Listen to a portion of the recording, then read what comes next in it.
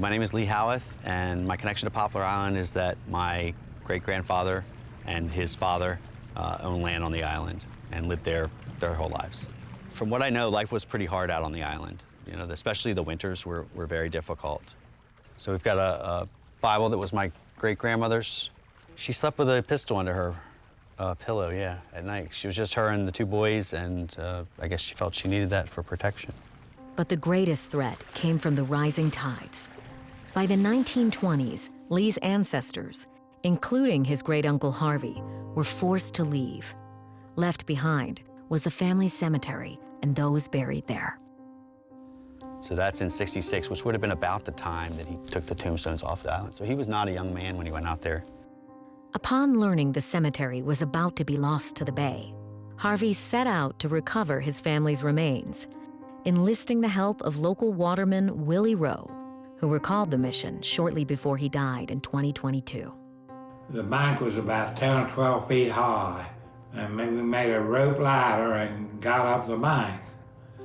And the cedar tree had blown over on top of the stones. They didn't have any tools. They weren't planning to retrieve the tombstones at that time, but they ended up loading the tombstones, digging them out by hand, and loading the tombstones onto Willie Rowe's skiff and bringing them back to Tillman and putting them in Willie Rowe's yard. And that's where they stayed for 50-plus years. The story of Willie Rowe standing sentry over the salvaged headstones is ingrained in Howarth family lore.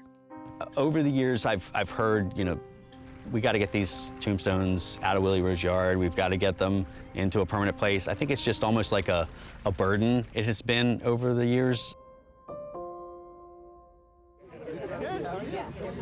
A burden now lifted after Lee set in motion events that brought about this very special family reunion. Lee contacted me by email, kind of out of the blue, and told me that his family had some headstones that actually were formerly on Poplar Island, and how would we feel about returning them to Poplar Island. I felt very excited because so much of Poplar Island is about restoring nature, but there is also a lot of human history out here, and bringing this piece of human history back is nice because it's really the only tangible piece that we have to show people. It took 3 years, but now the stones are back, and Lee's family, including his dad Lewis, is visiting this sacred place for the first time. There's your grandfather. I think my Uncle Harvey and my father would appreciate being back here very, very much. They couldn't have done a better job. And from what we're told, this is very close to where they originally would have been. These were hardworking, humble people. They probably would have a fit about all this hubbub being made over it. But they did occupy this island. They lived here. I just feel like it's where they need to be.